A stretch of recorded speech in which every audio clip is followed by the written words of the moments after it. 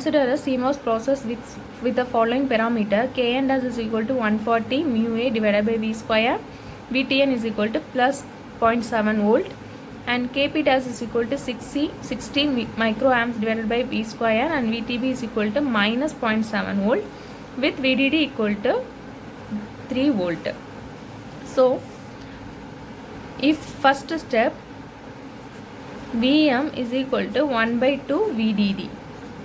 So from that we will find Vm is equal to 1 by 2 into 3, that is equal to 1.5 volt. So Vm here is 1.5 volt. So next one we have to find beta n divided by beta b. For that we know the formula Kn dash W by L divided by Kp dash W by L p, where Kn is 140 and Kp is 60 into W by L n divided by W by L p. So we will get 2.33 W by L n divided by W by L p. And consider this. So now we are considering this is a symmetrical design. So we put this beta n is equal to beta p is equal to 1. So this become 1. So now W by L B is equal to 2.33 into W by L n. So and this shows that this P FET must be about 2.33 times larger than this N FET, and this is the condition for getting the symmetrical inverter. And next we have to find the actual Vm value, and here the condition we take this Vm is equal to symmetrical inverter, and next we have to find the actual Vm with the condition this parameter W by L is same for both P FET and N FET. Beta B value we will find Vm once again. For that we have the value that is Vdd minus V, and find Vtp plus root of beta n divided by beta p Vtn divided by 1 plus root of beta n divided by beta p. So this is the equation for finding Vm. So put all the value. Vdd here is 3 and Vtp is this is more or less, so 0.7.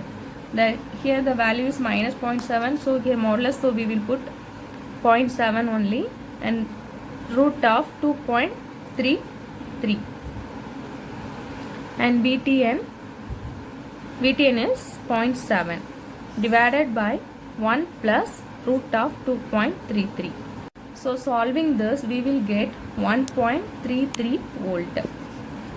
So this is the shift from, and here we will get for symmetrical inverter the Vm value is 1.5, but actual value we will get 1.33.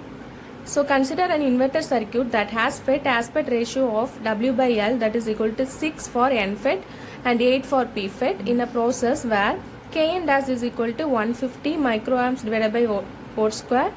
Here Vtn is equal to 0.7 volt and Kp dash is equal to 62 microamps divided by V square, and here Vtp is equal to minus 0.85 volt and Vdd is equal to 3.3 volt, and Cout is equal to 150 femtofarad, and femto means 10 to the power minus 15. And let us compute the rise and fall time, and using the equation find maximum frequency.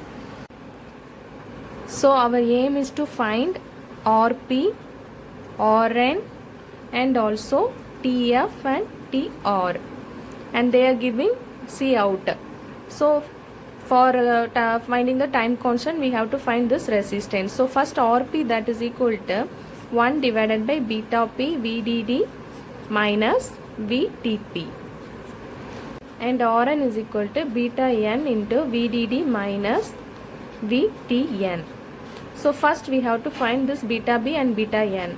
So beta b, that is equal to Kp dash into V by L p. So here Kp is 62 and here W by L p is 8. So beta b is equal to this 62 microamps. So this is 62 into 10 to the power minus 6. and this W by L is equal to 8. So apply that value, we will get this Rp is equal to 1 divided by 62 into 10 to the power minus 6 into 8 into VDD. VDD here is 3.3 volt and minus VTN is equal to, and here VTP, that is equal to 0.85. So solving this, we will get Rp is equal to 822.9 ohm. So this is Rp value. So similarly Rn, that is equal to 1 divided by, and here beta n, that is 150 into 10 to the power minus 6, and W by Ln is 6 into 6, and also VDD, that is 3.3 minus 0.7. So solving this, we will get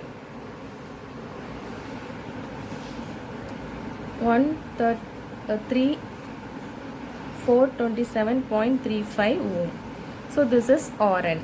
So from that we have to find tau P and tau N. So this tau P, that is equal to Rp into C out. So Rp value is 822.9 into C out value is 150 femtofarad, that is 150 into 10 to the power minus 15. So solving this, we will get 12343 picosecond. So this is tau P. Similarly, we get tau N, that is equal to Rn into C out, that is equal to 427.35 into 150 into 10 to the power minus 15. So solving this, we will get tau N, that is equal to 64.1 picosecond. So this is tau N.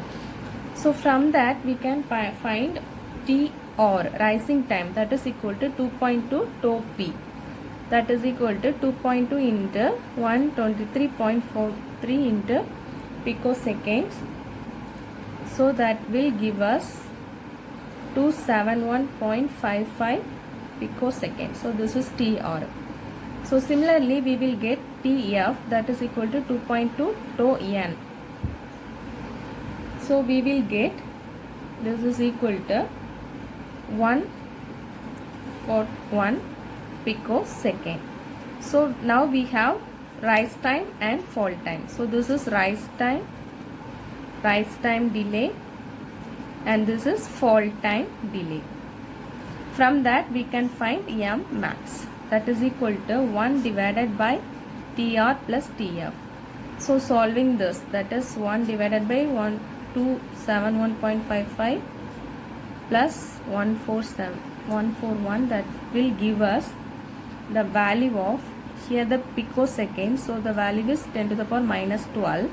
So solving this, we will get 2.42 GHz. So this is the maximum frequency of this design.